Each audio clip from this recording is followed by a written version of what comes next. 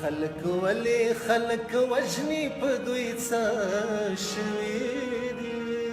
یاره په دې سیمه باندې دا موږ پښتانه ډېر زیات بد نصیبه وګرځېدو. خدای راستي بمونو موږ ووالو، خودکشو موږ ووالو، بدامنۍ موږ ووالو، ګرانۍ موږ ووالو.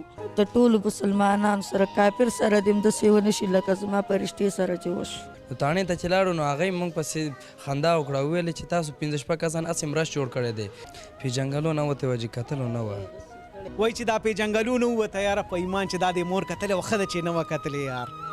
دوستو یہ جو پیاری سی فرشتہ آپ کو اپنے اسکرین پر نظر آ رہی ہے یہ ایک درندے کی زیادتی کا نشانہ بن چکی ہے.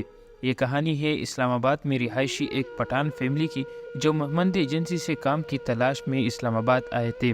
دوستو فرشتہ کے ساتھ کیا ظلم ہوا ہے جاننے کے لیے ویڈیو کو آخر تک ضرور دیکھیں. پروگرام کے آغاز میں یوسف جان فرشتہ کی ماں سے واقعے پر روشنی ڈالنے کو کہتا ہے.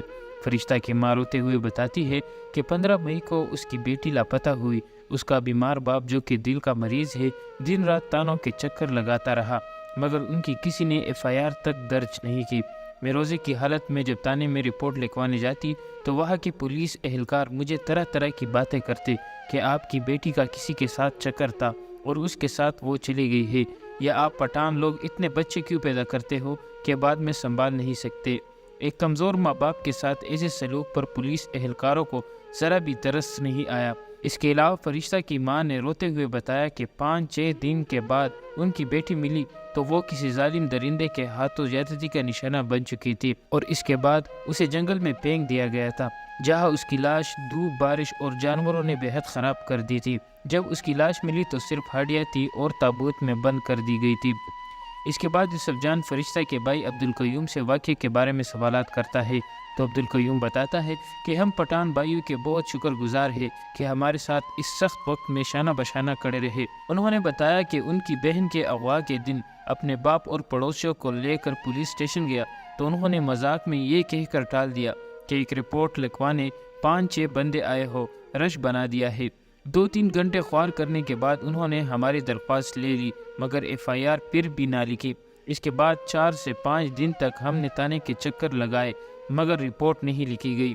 اگلے دن محمد ایجنسی سے اور وزیرستان سے ہمارے پٹھان بھائیوں سے 15-20 لوگوں کا ایک وفد آیا اور انہوں نے زبردستی رپورٹ لکھوائی. 15 تاریخ کو واقعہ پیش آیا تھا اور پولیس والوں کی وجہ سے رپورٹ 20 تاریخ کو لکھی گئی اور اگلے ہی دن میری بہن کی لاش ملی جو کہ جنگل میں کتوں اور دوسرے جانوروں کا نشانہ بن چکی تھی اور اس کا سارا جسم خراب ہو چکا تھا اور بتایا کہ گھر والوں کے دیکھے بغیر ہی دفنا دیا گیا. اگر پولیس نے رپورٹ وقت پر لکھی ہوتی تو شاید ہماری بہن کی لاش کی اتنی تذلیل نہیں ہوتی. انہوں نے یہ بھی بتایا کہ ان پر یہ بھی الزام تھا کہ ہم افغانی ہیں اس لیے ہماری مدد نہیں ہو رہی تھی. اس کے افسوس میں عبدالقیوم نے بتایا کہ پٹھان جہاں کا بھی ہو انسان تو ہے اور جو بھی ہو ہم کماتے اور کھاتے پاکستان میں ہے تو پھر یہ بھی انصافی کیوں. اس کے بعد فرشتہ کی بڑی بہن سے یوسف جان کی بات ہوئی تو اس نے افسردگی سے بتایا کہ فرشتہ میری مدرسہ، اسکول اور ٹیوشن کی بھی دوست تھی. وہ زیادہ تر گھر پر ہی رہتی تھی، بس اس کی صرف ایک دوست تھی، کبھی کبھی اس سے ملنے اس کے گھر چلی جاتی تھی. فرشتہ کی بہن نے کہا کہ اب تو ان کی بہن واپس نہیں آ سکتی لیکن یہی مطالبہ ہے کہ ہمیں اور کچھ نہیں چاہیے، بس ہماری بہن کے قاتلوں کو جلد سے جلد سزا ملنی چاہیے. دوستو بہن بیٹی ہمیشہ سے ہمارے گھروں کی شان ہوتی ہے اور انہی کی وجہ سے ہمارے گھر آباد رہتے ہیں اور جب کسی بہن بیٹی کے ساتھ ایسا واقعہ درپیش آتا ہے تو دل خون کے آنسو ہوتا ہے. ایسے واقعات کی جتنی بھی مذمت کی جائے کم ہے. دوستو فرشتہ اور ان کے گھر والوں کے ساتھ ہونے والے ناانصافی کے بارے میں آپ کی کیا رائے ہے کمنٹ سیکشن میں ضرور بتائیں. اللہ ہمارے حال پر رحم کریں.